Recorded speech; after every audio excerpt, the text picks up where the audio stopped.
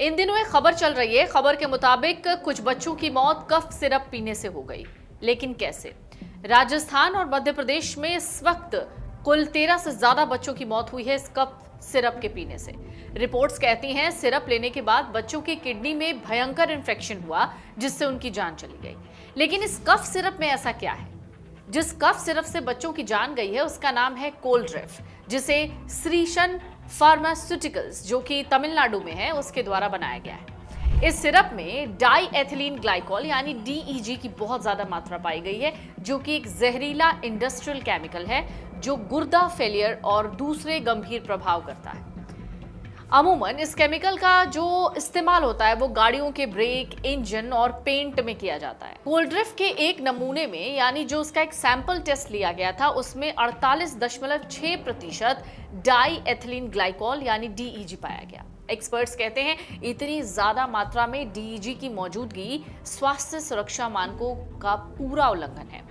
इसके साथ ही एक दूसरा सिरप भी है, नेक्स्ट्रो डीएस, जिस पर भी सवाल उठ रहे हैं और उस पर भी एक्शन की तैयारी हो रही है।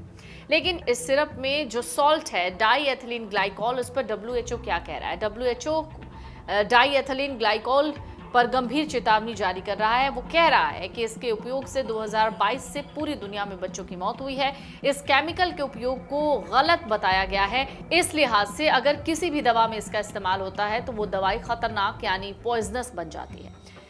तो भारत में ये जो दवाएं अप्रूव होती हैं और अप्रूव होकर मार्केट में पहुंचती हैं, इसका जिम्मेदार कौन है? भारत में किसी दवा को अप्रूव करने यानी पास करने की प्रक्रिया का मुख्य जिम्मेदार केंद्रीय औषधि मानक नियंत्रण संगठन है, यानी सीडीएससीओ। दवा जो अप्रूव होती है उसकी एक लंबी चौड़ी प्रोसेस होती है, जैसे कुछ रिसर्च होते हैं, आर&डी किया जाता है। फार्मास्यूटिकल कंपनी नई दवा का निर्माण करती है, लैब और जो प्रारंभिक परीक्षण होता है, जो प्री क्लिनिकल टेस्ट होते हैं वो किए जाते हैं।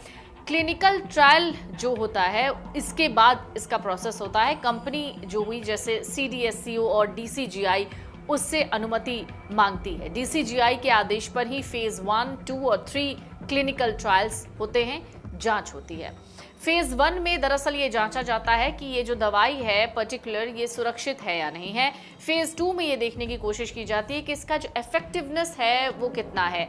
मतलब जैसे खांसी की कोई दवा है, उसका फेज 2 क्लिनिकल टेस्ट हुआ, उसमें ये पता लगाने की कोशिश की जाती है कि वाकई इस दवाई से खांसी ठीक हो रही है या नहीं और कितना काम कर रहा है। फेज 3 का जो टेस्ट होता है वो बड़े पैमाने पर इसका परीक्षण होता है और इसके साइड इफेक्ट्स भी नोट किए जाते हैं। तब जाके इसको मार्केट अप्रूवल मिलता है और तब दवाई जाकर मार्केट में आती है। अब ये जो दवाई थी यानी कोल्ड्रिफ, अब इसको लेकर इस तरीके के सवाल उठ रहे हैं कि आखिरकार क्यों और किस तरीके से ये जो दवाई है ये गवर्नमेंट हॉस्पिटल्स में बिकनी शुरू हुई। तो अगर ट्रायल दवाओं का सफल हो जाता है तो डीसीजीआई दवा को भारत में बिक्री